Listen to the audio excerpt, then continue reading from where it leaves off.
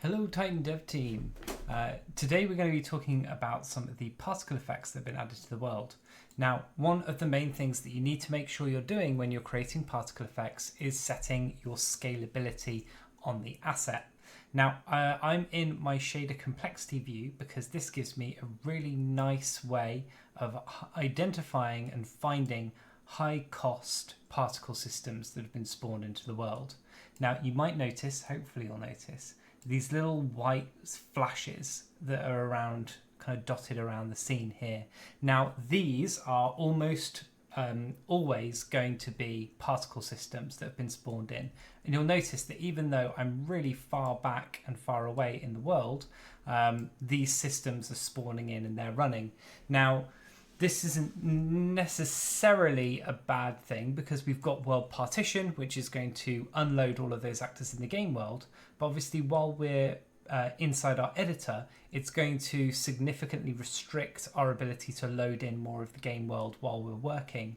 And what it will also do is it also means that we have a, when the system does get loaded in, when that world partition square does become visible, it means that all of the particle systems in that space are almost immediately going to start triggering and loading when a lot of them could have done it, on a much smaller distance.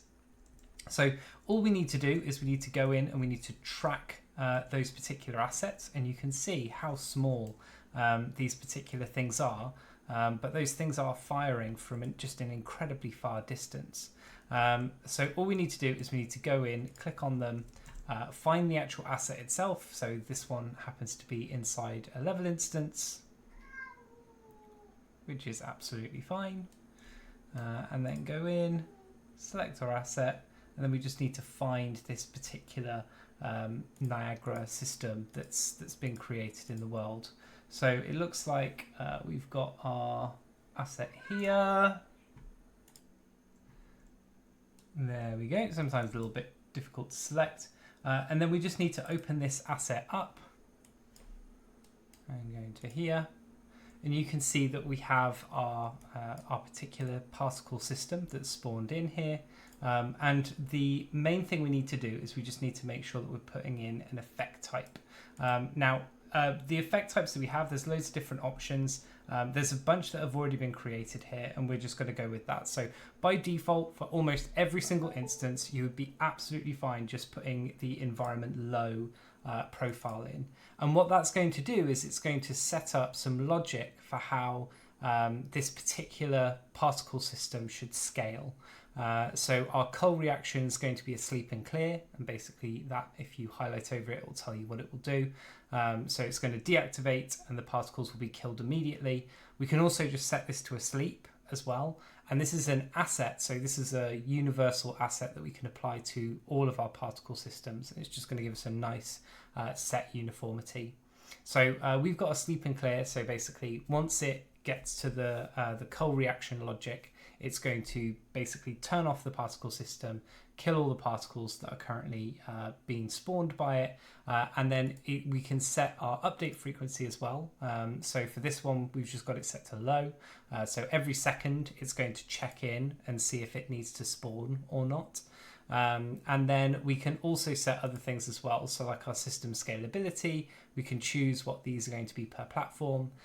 So all of this stuff gets set up. So you don't actually need to worry about this because you just need to make sure it's set on the particular particle system.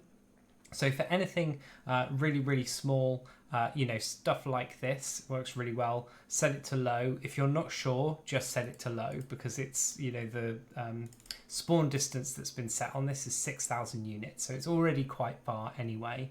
And what that's going to mean is that it's just going to turn off that particular particle effect on distance. So now you can kind of see that as we that kind of high cost effect there, so you can see it's still kind of poking through, but as we get further and further away, that particle system is going to disappear. So you can see now it's not spawning at all.